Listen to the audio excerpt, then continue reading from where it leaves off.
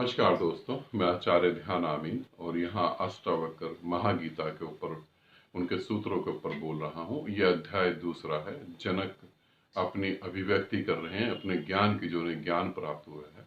जनक के मुख से बोला गया ये पांचवा सूत्र है, जिसमें जनक कहते हैं कि ये संसार क्या है, इसके बारे में वो बताते हैं, है ना।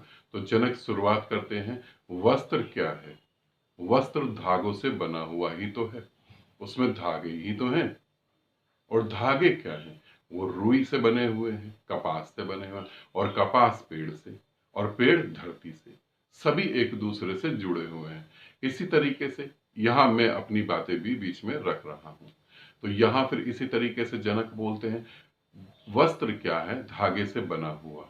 हम वस्त्र को जब देखते हैं तो हमें हमें धागे नहीं दिखाई देते। आप अपनी टी शर्ट को, शर्ट को, पैंट को या सूट को, जिसको भी देखेंगे उसमें आपको धागे नहीं दिखाई देंगे। जब आप किसी लेंस की मदद से देखेंगे तो उसमें बारीक बारीक धागे दिखाई देंगे, और लेंस को और बारीकी से देखेंगे, उसको धागों को और बारीकी से देखेंगे लेंस की मदद से, उसमें छोटे छोटे छोटे कण दिखाई देंगे। उनको देखेंगे तो उसमें भी छोटे छोटे कण होंगे। तो राजा जनक जो हैं ये बोलते हैं कि वस्त्र क्या है? धागों से बना हुआ, निर्मित हुआ हुआ, ठीक है ना। उसी तरीके से संसार क्या है?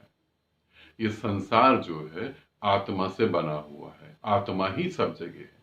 अब उन्हें वो परम ज्ञान की उपलब्धि हो रही है। अब वो परमात्मा की उन चीजों को देख रहे हैं जिनको साइंस बोलता है कि सब कुछ एनर्जी से बना है। पदार्थ एक्चुअली क्या है?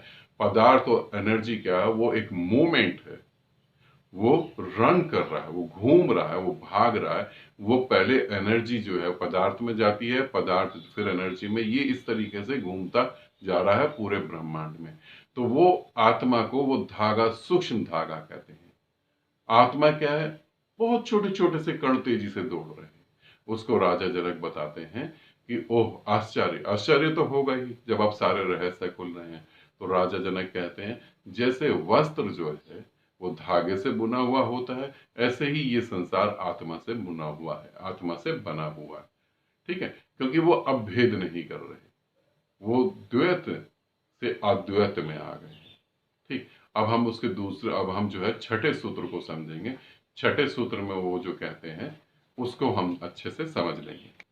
इसमें राजा जनक बोलते हैं, जैसे गन्ने में जो है शक्कर होती है, गन्ने में छुपी हुई शक्कर होती है, उसी तरीके से ये पूरे ब्रह्मांड में परमात्मा छुपा हुआ है। वह पूरे ब्रह्मांड में छुपा है। अब गन्ने से इसे समझ लेंगे सूत्र को।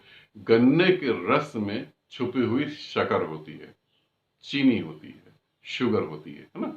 तो अब गन्ने का रस जो है, उससे निकलने वाली शुगर जो है, चीनी जो है, वो सभी मिठाइयों में होती है, सभी मीठी चीजों में होती है, सभी में, है ना। केक में, बर्फी में, गुलाब जामुन में, सभी में होती है। मगर सभी के अंदर वही शक्कर होती है, और उसको अलग अलग रूपों में देखा जाता है। जैसे आप गुलाब जामुन खाएंगे तो वो एक अलग रूप में हो, वो अलग टेस्ट देगा, मगर टेस्ट लास्ट में क्या होगा? मीठा। आप केक खाएंगे तो केक क्या होगा? मीठा। खीर खाएंगे तो खीर क्या होगी? मीठी। तो ऊपर से तो चीजें अलग अलग दिखाई दे रही हैं, भीतर से वो जो मिठास जो है वो कहां से आ रही है?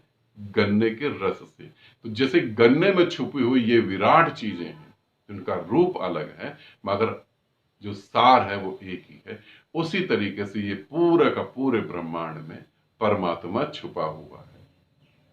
परमात्मा और संसार अलग अलग नहीं है, वो एक ही है। गन्ना और गन्ने में छुपी हुई शुगर वो अलग अलग नहीं है, एक ही है।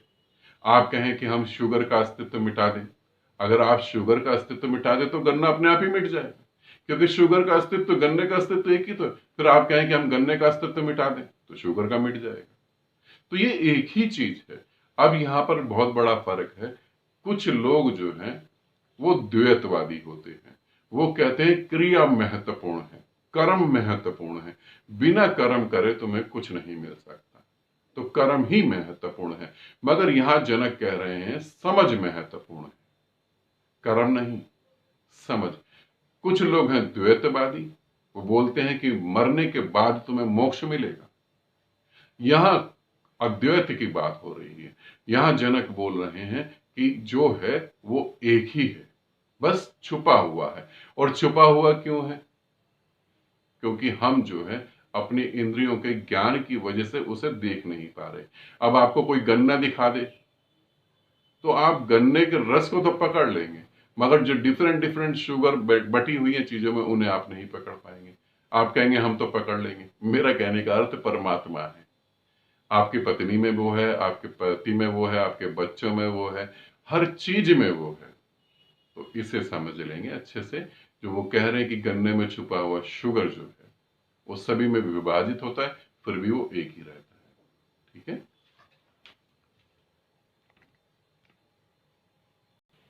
अब इस 7वें सूत्र में राजा जनक बोलते हैं, यदि, समझ लेना, यदि आत्मा की प्रतीति ना हो, यदि आत्मा तुम्हें ना महसूस हो और तुम आत्मा में केंद्रित नहीं हो, तभी तक ये संसार तुम्हें दिखाई देता है। तभी तक ये संसार तुम्हें दिखाई देता है, और आत्मज्ञान होने के बाद ये संसार नहीं दिखाई देता। जैसे रस्सी में सांप दिखाई देता है, मगर ठीक ठीक रस्सी का ज्ञान हो जाए तो हमें रस्सी में सांप नहीं, रस्सी ही दिखाई देती। समझ रहे हैं? मन में तो आ रहा है हाँ हम समझ गए होंगे, मगर कुछ भी समझ नहीं आई। मैं यहां से क्लियर करता हूं, इसे समझें। यदि आत्मा का ज्ञान नहीं होता तो संसार दिखाई देता है। संसार मतलब वासनाएं पूरी हो सकती हैं, ऐसा ज्ञान लगता है। ऐसा लगता है कि हमारी यहाँ वासनाएं पूरी हो सकती हैं, हम कुछ भी कर लें, इधर से उधर से, है ना, कुछ भी करें, वासनाएं तो हम पूरी कर ही लेंगे। ठीक है।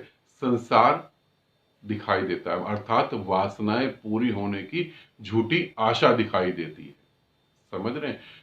संसार में झूठी आशा के कारण तुम आगे बढ़ते चले जाते हो। आज नहीं हुआ कल मिल जाएगा, परसों मिल जाएगा, 1 महीने में नहीं हुआ 2 महीने में मिल जाएगा। स्त्री से जो है सुख मिलेगा, पुरुष से जो है सुख मिलेगा। शादी कर लो, शादी हो गई। अब 3 साल बाद इस स्त्री में सुख नहीं है, इस पुरुष में सुख नहीं है, दूसरे में सुख ढूंढ लो। दूसरे में नहीं मिला, तीसरे में ढूंढ लो। तीसरे में नहीं मिला, चौथे में ढूंढ लो। तुम इस सुख की आशा से बढ़ते ही चले जाओगे, और अंततः क्या होगा? मौत आ जाएगी। फिर मौत आएगी तो तुम क्या कहोगे? अरे यार सुख तो मिला नहीं, फिर दोबारा जन्म ले लेते हैं, फिर दोबारा शायद किसी अब स्त्री में मिल जाएगा, कब पुरुष में मिल जाएगा। ये समझे, आत्मा को जब तक तुम महसूस नहीं करोगे तब तक ये संसार तुम्हें संसार जैसा दिखाई देगा, इन कारणों से। मगर जैसे ही तुम आत्मा को महसूस करोगे सब चीजें ऐसी रहेंगी, मगर अब तुम्हें जो है वो ठीक संसार दिखाई देगा। और ठीक संसार का अर्थ क्या हो गया? यहां जनक बोलते हैं संसार नहीं दिखाई देगा, मगर मैं तुम्हें कहता हूं यहां तुम्हें संसार दिखाई देगा। अब संसार जरूरतों के हिसाब से दिखाई देगा। शरीर को जिंदा रखना है तो ये चीजें चाहिए, बस। और फिर जब आत्मा में पूरी तरह ठहर जाओगे तो जो जनक जनक जो बोल रहे हैं वो ठीक बोल रहे हैं, है ना। मैं भी जो बोल रहा हूं वो भी तुम्हें ठीक बोल रहा हूं। फिर तुम जरूरतों के हिसाब से चलोगे, और पूरी तरह जब आत्मा केंद्रित हो जाओगे तो उसके बाद जो तुम देखोगे तो यहाँ ऊर्जा ही दिखाई देगी, ऊर्जा ही ऊर्जा, सभी मेरा रूप है, ऐसा दिखाई देगा। तो जनक बोलते हैं कि जैसे अज्ञान के कारण रस्सी में सांप दिखाई देता है, ज्ञान होने पर रस्सी रस्सी ही दिखाई देती है, सांप जो है होता ही नहीं। इस तरीके से इस संसार में आत्मज्ञान होने के बाद पता लगता है संतुष्टि, तृप्ति, आनंद बाहर है ही नहीं, वो भीतर ही है। ये भ्रम टूट जाता है जब आप अपनी आत्मा में ठहर जाते हैं। और आत्मा का मतलब क्या है? ये नहीं सोचना ना कल ठहरेंगे, परसों ठहरेंगे, या 1 साल साधना करेंगे तो ठहरेंगे। आत्मा का अर्थ है जो तुम्हारे पास बोध है, जो तुम्हारे पास विवेक है, जो तुम्हारे भीतर शून्य है, जो तुम्हारे भीतर झिंगुर की धीरे धीरे आने वाली आवाज है। समझ गए? आनंदित रहें, सदा खुश रहें। बहुत बहुत प्रेम आप सभी को।